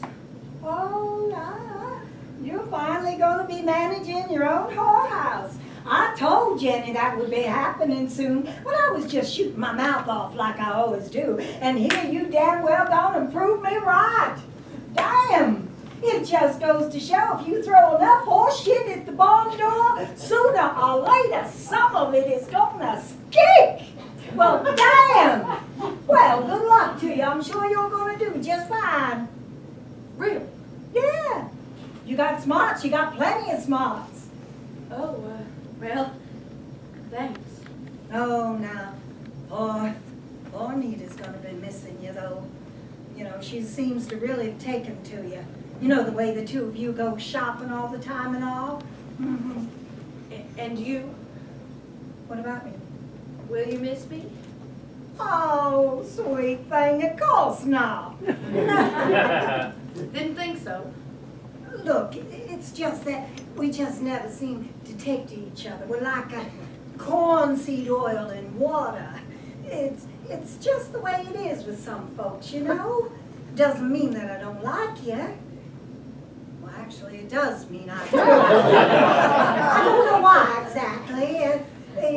It's just like dogs and cats, you know, there's that natural scrapping quality going on. I tried to get you to like me, Francis. I really did. Oh, I know, it just never took.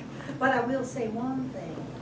I never thought you were gonna last this long, and you proved me wrong. Yes, you are a whore for a fact. Oh. Oh, good morning, sunshine. How are you this morning? I'm tired.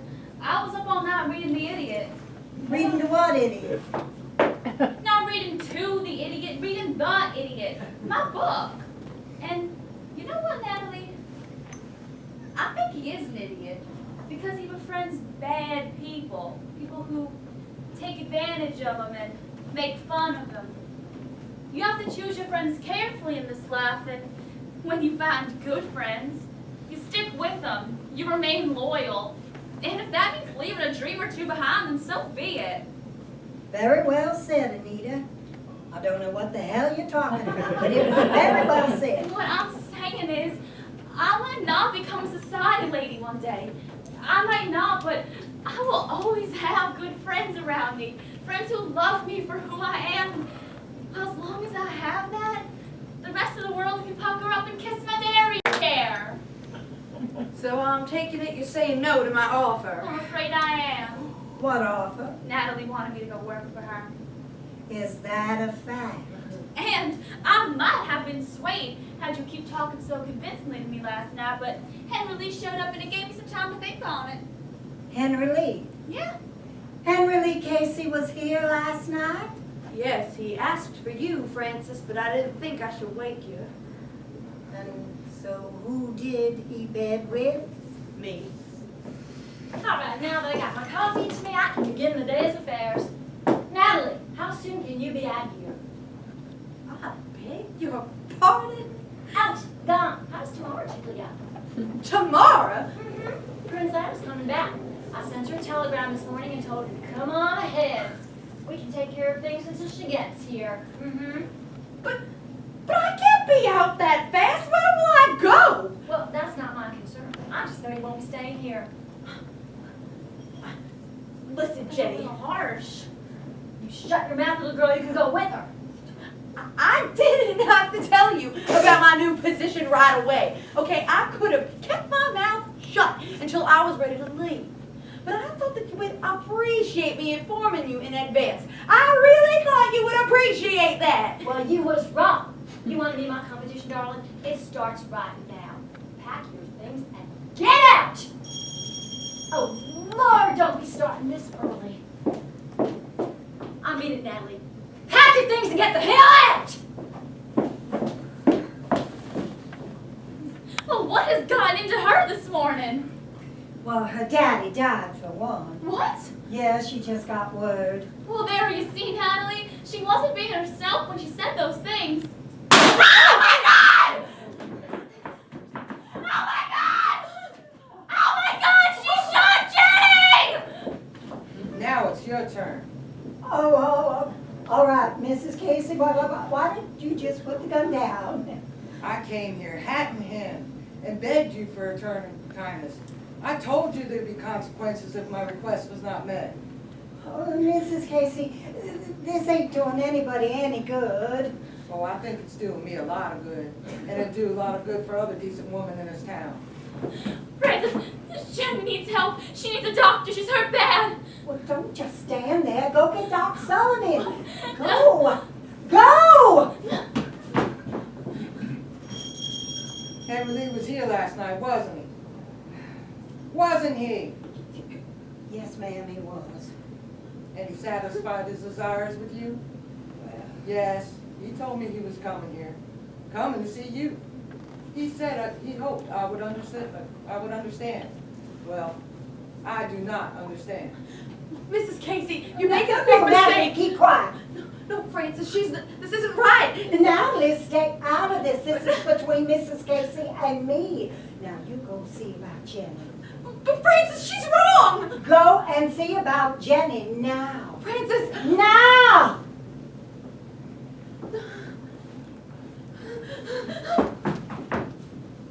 What does she mean I was wrong? Well, do you think it's right? Do you think it's right to come in here shooting defenseless women? I think you left me no recourse. I came here once foolishly thinking that civilized people could work out their differences by reasoning with one another. You proved me wrong. What about Henry Lee? Did you try reasoning with him? Did you ask him not to come here? Henry Lee isn't himself. His illness has got him all confused and troubled. He hasn't got the ability to reason, to know what he really wants. Oh, I think he knows exactly what he wants. You think I'm weak, don't you? Ma'am, I don't even know you. No, I could tell the last time I was here, you and that other woman, you both thought you could bully me. Well, I expect she thinks differently right about now. Mrs. Casey, why don't you just put the gun down and we can... How old are you? What? How old are you? 45. My God. I would have thought Henry Lee would have wanted a younger woman. You're nearly my age. Now tell me, did you come here to shoot me or insult me? Because you keep talking like that and I'm damn well going to shoot myself. Did my husband enjoy himself with you? There's a reason I asked. You see, when he came home last night, he slipped in the bed beside me and stared at the ceiling for what seemed like forever. And he smelled a perfume that fills this room even now. And then he turned to me and he said, "Forgive me. Forgive me." Does that sound like a man who is pleased with what he was done? He was asking for my forgiveness. Well, I shouldn't think that would make you happy. Well, I'm not. Because what he did, because I couldn't forgive him because of what he did. What you did. That stripped all the forgiveness I had left in me. And the worst part was, in the moment that he asked me, in that moment when he realized I was the woman who had lived her life for him, I wished he died before he reached you. Can you understand the enormity of that? Mrs. Casey, I don't know what to tell you. I wished my son's father dead. I wished him dead. I wished him dead. I wished him dead.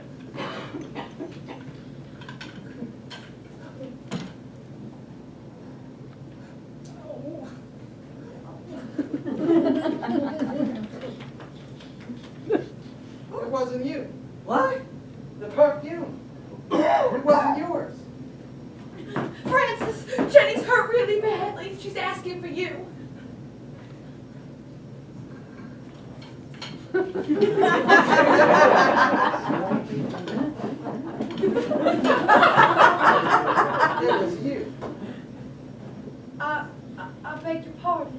Henry Lee. He was with you last night. Yes, ma'am, he was. Then why did that other woman stand here and take the blame for it? I don't know.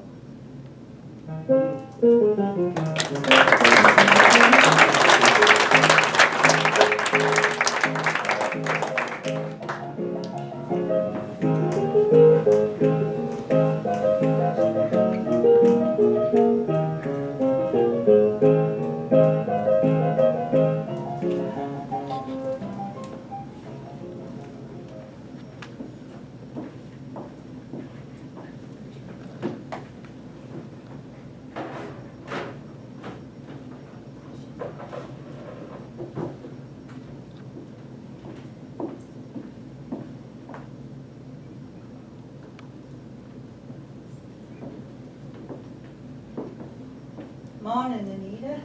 Good morning, Francis. Although there's nothing good about it, is there? Oh, Anita, now don't go getting all miseried up now. I can't help it. I just feel so sad. I thought Jenny was always going to be here, always.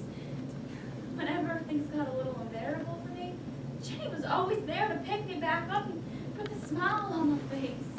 Oh, now, Anita, you're gonna have to be the bright light from here on. You're gonna have to be the one we're counting on to bring the sunshine in through the window. Lord knows they don't want that assignment to fall on my shoulders. We never see the light of day again. Well, I took the valises down to the stagecoach line. Oh, well, when is the stage set to go? Well, the driver said in about 20 minutes. There's gonna be 2 other passengers there. Sheriff Tarwater and Clara Casey. Clara Casey. Yeah, the sheriff's taking her to Wichita, to the women's prison. He said there's better suited facilities for her there. Oh, well then I guess there's time for a farewell toast then. It's 11 in the morning, Francis. Oh, I know, I usually don't start this late when I slept in. Well, maybe I should go wake up Prudence Ann so she can say goodbye too. Oh, no, she said her goodbyes last night. Don't wake her, she had a late customer. I hope we don't get any customers today. I actually don't feel much in a loving mood. Oh, Anita, things will be fine. Things will be just fine. Well, things will be fine maybe, but they won't be like they used to be. With Jenny gone. I know. Good morning, ladies. Jenny! Did you walk down all those stairs all by yourself? Oh, Anita, I'm fine. No, you should have called down. I would have come and helped you. Oh, hell, it's all right. I'm a little tender still, but I'm feeling better every day. No, the doctor said it'd be 2 months for a full recovery. It's barely been a week. Anita, stop fretting over me. I'm fine. I'm okay. I took your valises to the stage line, Jenny. You're all loaded up. Oh, good. Thank you, Natalie. I do have to warn you, though. You're gonna be riding part of the way there with Clara Casey. Clara Casey? Yeah, the sheriff's taking her to Wichita. Oh, well, at least we'll have a lot to talk about. Now, you're sure about this, Jenny? You're sure about leaving us? Oh, yeah, I'm sure, Natalie. I think I pushed my luck about as far as I can go in this business. I'm afraid it's about to run out. Besides, I got to get back and take care of my mother's grave, make sure she's taken care of. Or you're gonna sell the farm? Well, I don't rightly know at this point.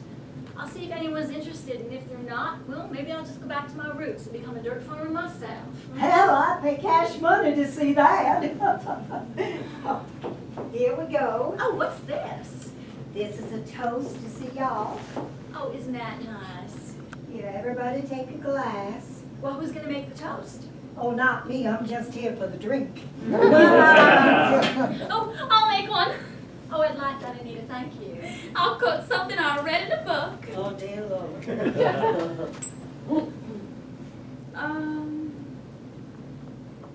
Okay. Never shall I forget the days I spent with you. Continue to be my friend, as you will always find me yours. To Jenny. To Jenny. To Jenny.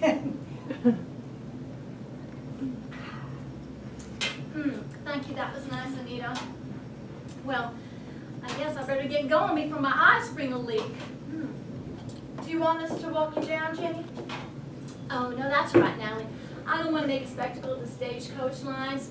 I just want to slip out of town quietly, so let's just say our goodbyes now privately, all right? Sure. Goodbye, Natalie. I'm so glad you decided to stay here instead of going to work for Victor Van Aken. I think you fit right nicely here. I truly do. Well, I've learned that when you find good friends, you have to stick with them. Otherwise, life is fragmentary. We know what fragmentary is. Incomplete. All right, and you take care of yourself now. And you I'm gonna miss you so much. Oh, me, you. I'll miss you too, little girl. You have no idea. And you give my regards to high society when you get there, all right? I will. Francis, we never really hugged each other before. No, ma'am, we have not. You think there's any point starting now? No, I don't believe there is. Right. But I've been sure as shit wrong before. Goodbye, Francis. Oh, Jenny, my sweet Jenny. I don't know what I'm going to do without you in my life. Oh. All right, now listen, you girls, you take care of this place now, you hear? I mean, I'm still the owner, so I'll be expecting regular reports as well as those monthly checks. But this is Jenny's House of Joy. So you make sure you do the name proud now, you hear? You're not afraid we're gonna run out of business, are you? Oh, no, Anita, no, not at all. I think I've left the place in good hands. We won't let you down, Jenny. Oh, I know you won't. All right, enough of this. I've got a stagecoach to catch. What's the matter? Well, this is just harder than I thought it was going to be. I thought I could just say goodbye and get on that stagecoach and ride away from this house, from this life, with barely a second thought. But the truth is, my heart's breaking because I know it's not just this life I'm leaving behind, it's my girls. And I don't want to leave without saying the right words to you. Now, I don't know if these are them, but I swear I love you girls like you was my own sisters. There's not another person on this entire earth that I cherish more than you three. Don't you ever, ever forget that.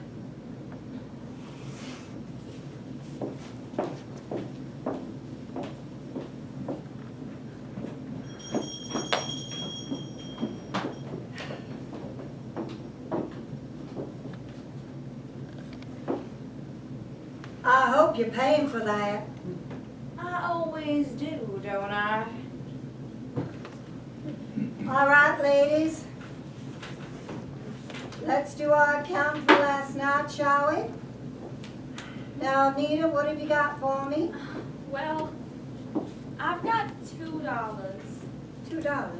Only two? Yeah, well, Prudence Ann came back and some of the men wanted to get reacquainted with her. Uh-huh.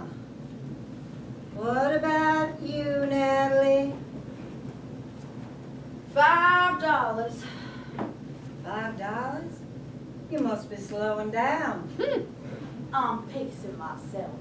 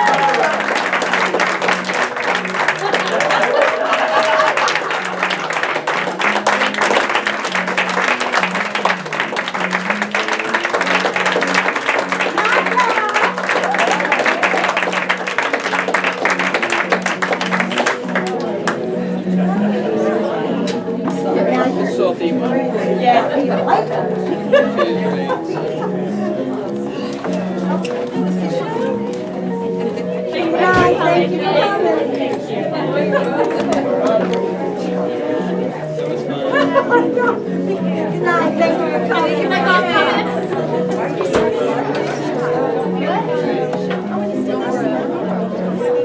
Thank you so much. Thank you so much for Thank you for coming.